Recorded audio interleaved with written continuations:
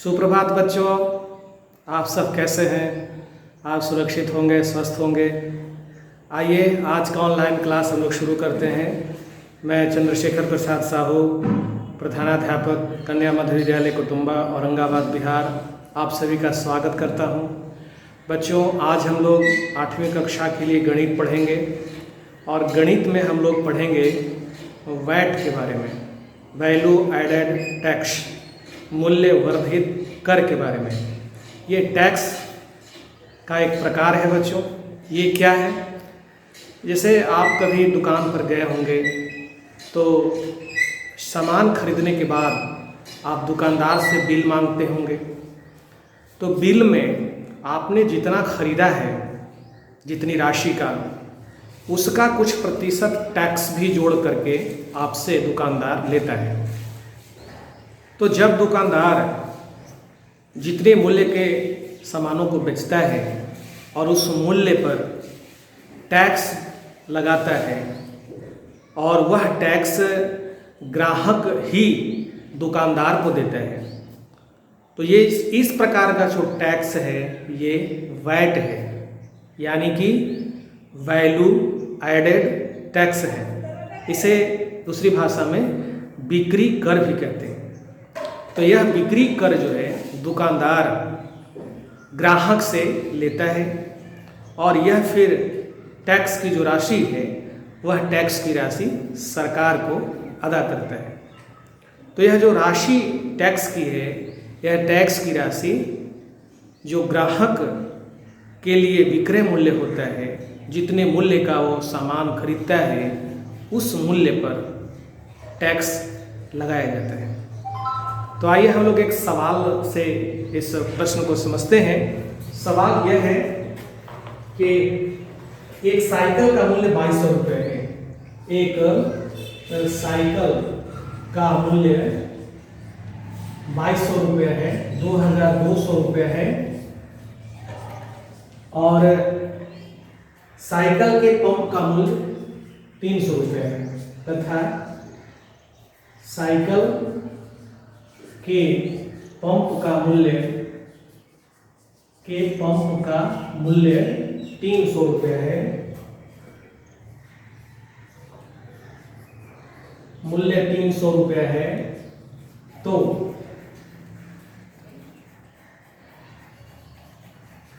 Cycle और cycle के pump के लिए साइकिल और साइकिल के पंप के लिए साइकिल के पंप के लिए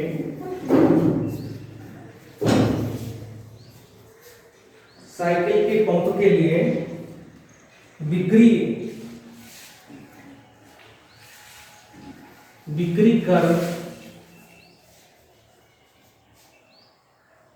कितना देना होगा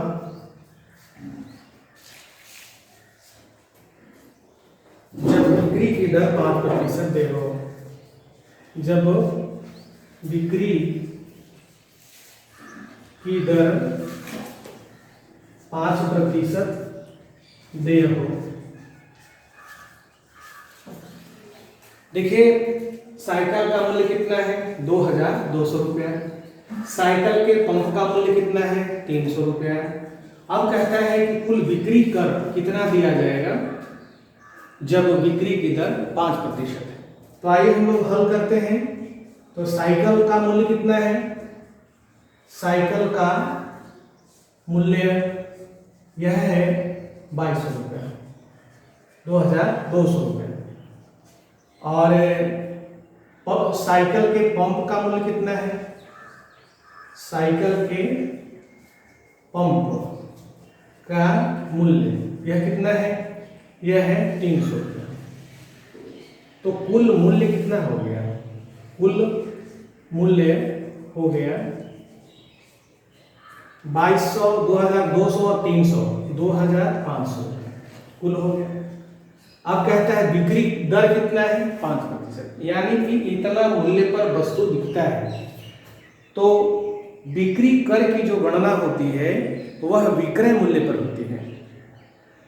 तो कुल विक्रय मूल्य कितना आ गया, कुल कितनी राशि का सामान बिका, तो कुल विक्रय मूल्य कितना हो गया 2200, 300, 2500 रुपये। अब जब बिक्री कर की जो गणना होगी वह विक्रय मूल्य के दर पर होगी। तो विक्रय मूल्य के दर में 5% बिक्री कर लगेगा। तो बिक्री कर जो होगा वो विक्रय मूल्य पर लगेगा। तो बिक्री कर हो गया 2500 रुपये का 5%। इसे हल करेंगे, 2500 गुना 5% का मतलब 1/100। 2 से 2 जीरो कट गया, 25 गुना 5 कितना आ गया 125 रुपये। तो कुल वैट का कितना राशि हो गया 125 रुपये। अब है कि कुल भुगतान कितना होगा, बिक्री कर तो हो गया, बिक्री कर कितना देना होगा 125 रुपया। और अगर कुल भुगतान करना होगा, ग्राहक कितना पैसा देगा कुल, तो कुल भुगतान हो गया, विक्रय मूल्य कुल है 2500 और 125 रुपया हो गया बिक्री कर, दोनों को जोड़ देंगे तो कितना आ गया 2625 रुपये।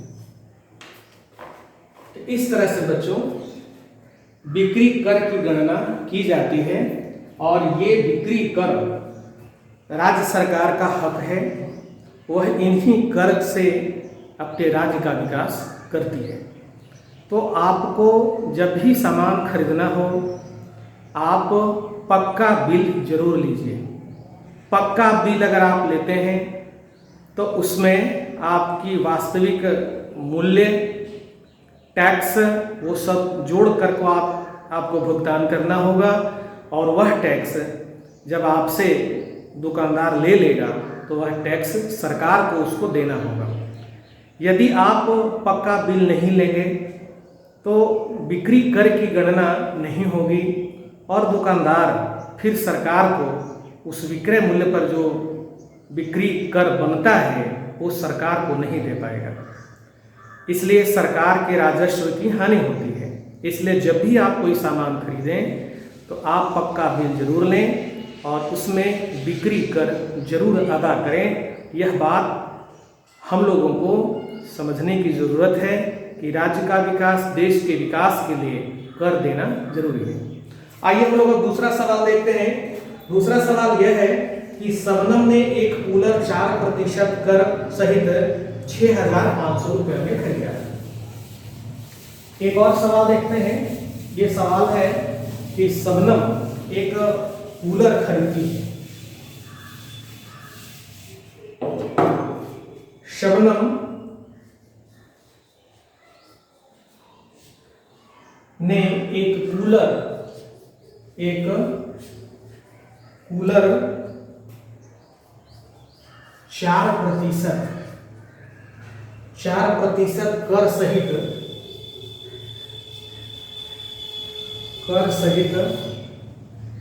6500 रुपया में खरीदा। 6500 रुपया में खरीदा। वैट जुड़ने के पहले कूलर का मूल्य ज्ञात कीजिए। कूलर का मूल्य ज्ञात कीजिए। प्रश्न यह है कि शबनम एक कूलर खरीदती है और कूलर पर 4% कर देती है। 4% कर देने के बाद वह 6500 रुपया दुकानदार को अदा करती है। यानी कि 6500 रुपया में कूलर का मूल्य भी है और इसमें वैट भी जुड़ा हुआ है, बिक्री कर भी जुड़ा हुआ है। तो हमें ये ज्ञात करना है कि 6500 रुपया में कूलर का वास्तविक मूल्य कितना है और कितना बिक्री कर है। तो बिक्री कर का जो दर है वो दिया हुआ है 4%। यानी कि अगर उस वस्तु का विक्रय मूल्य 100 रुपया है तो बिक्री कर सहित उसे 104 रुपया भुगतान किया गया होगा। यानी कि 104 रुपया कुल भुगतान है जब उस वस्तु की वास्तविक मूल्य 100 रुपये है। 4% वैट पर बिक्री का मतलब यही है कि 100 रुपया के वस्तु को कर सहित 104 रुपया में ग्राहक को दिया जाता है। तो यहाँ इसका मतलब यह हुआ कि बिक्री कर सहित जो भुगतान है वह 104 रुपया है और उस वस्तु का मूल्य 100 रुपये है। तो हम यहाँ क्या दिया हुआ है, यहाँ दिया हुआ है भुगतान बिक्री सहित। तो बिक्री सहित भुगतान दिया हुआ है तो बिक्री सहित भुगतान का जो दर है वह पहले लिखेंगे और मूल्य बाद में लिखेंगे। यानी कि ऐसे लिखेंगे 4% पर कि भुगतान 104 रुपया है जब मूल्य 100 रुपया है। 4% बिक्री कर सहित विक्रय का मतलब यही है कि उसका भुगतान 104 रुपया होता है जब उसका मूल्य 100 रुपया होता है। 100 रुपया के वस्तु पर 104 रुपया के भुगतान पर वस्तु को बेचा जाता है। इसलिए भुगतान 1 रुपया है जब मूल्य 100/104 है। इसलिए भुगतान कितना है, 6,500 रुपया में खरीदा। यानी कि 6,500 रुपया में वस्तु बिकती है तो 6,500 रुपया है जब मूल्य कितना 100/104 100/104 गुना 6,500। आइए इसको हम लोग हल करते हैं। तो हल करने पर क्या आएगा, काटिए। ये 13 से कटेगा, 13 से कितने बार में कटेगा, तो आइए हम ऐसे भी काट सकते हैं 2 से 50 बार में, और ये कटा 52 बार।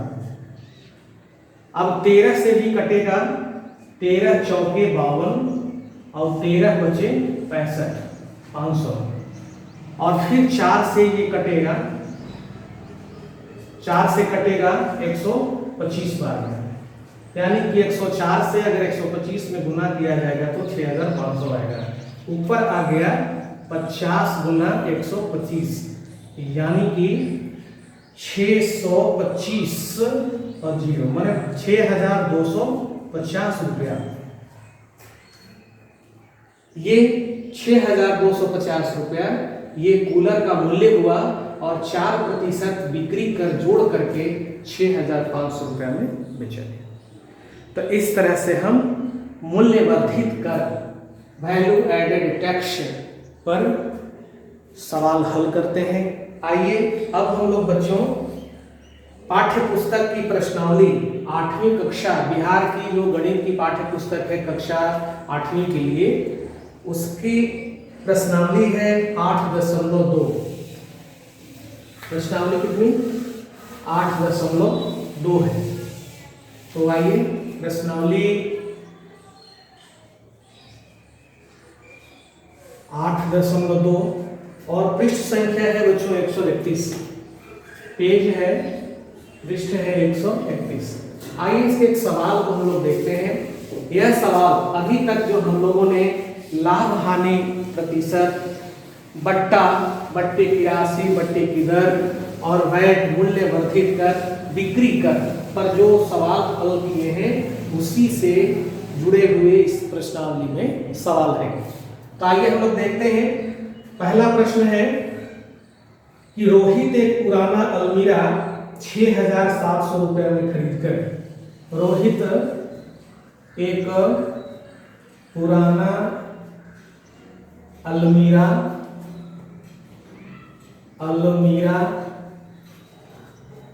6,700 रुपया में खरीद कर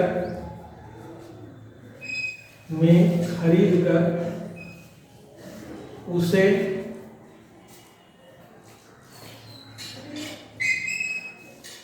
खरीद कर उस पर 300 रुपया उसके मरम्मत में खर्च करता है, उसके मरम्मत में खर्च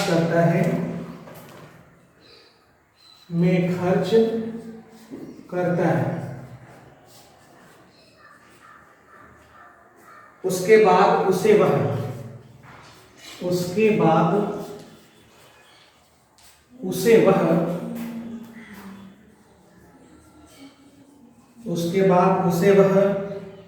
₹7,500 में बेच देता है,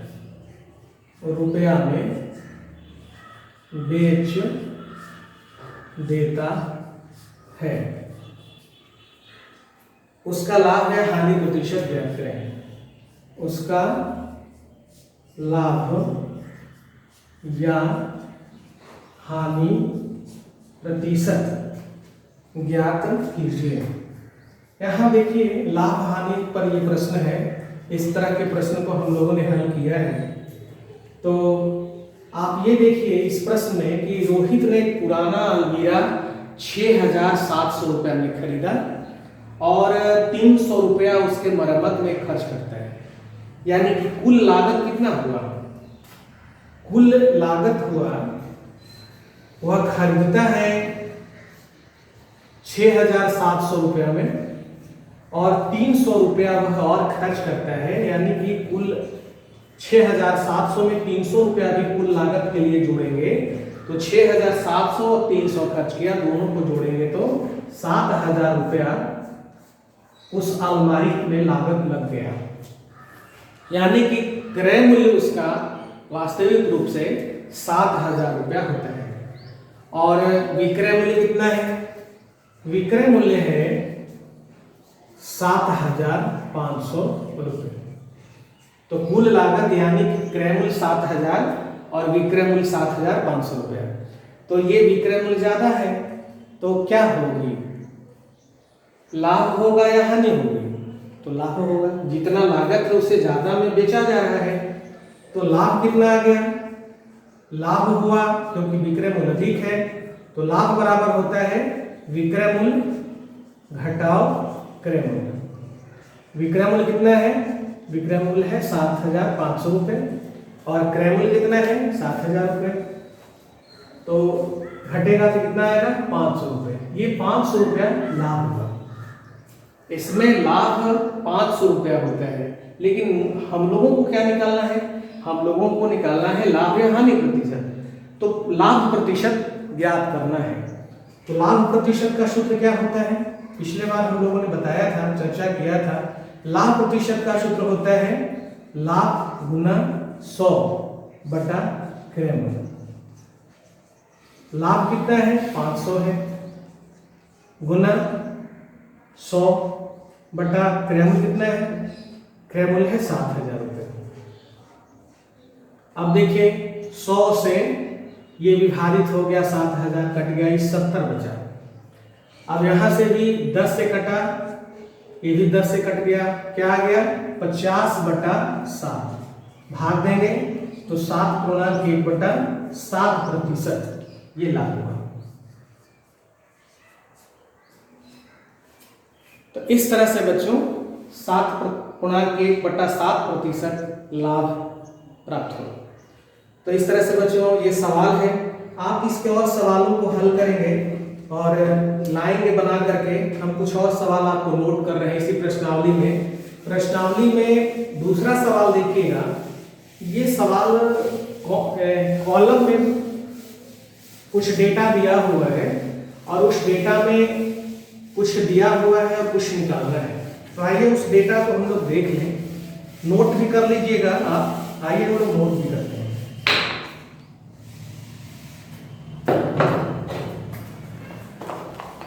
यहां पर देखिए लिखा हुआ है खरीद मूल्य।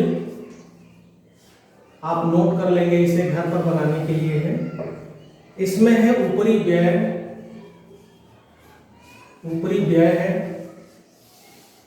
दूसरा कॉलम है क्रय मूल्य क्रय मूल्य है, अगला कॉलम है विक्रय मूल्य, सब रुपया में है लिखा हुआ है, विक्रय मूल्य है, फिर है लाभ, फिर है हानि, फिर है लाभ प्रतिशत और फिर है हानि प्रतिशत। तो देखिए ये लिखा हुआ है सवाल। पहला सवाल है 1500 रुपया इसमें लिखा हुआ है, 1500 रुपया। ऊपरी व्यय 320 रुपया है। क्रय मूल्य x है, y है विक्रय मूल्य। लाभ होता है 280, लाभ 280 रुपये है। फिर निकालना है आपको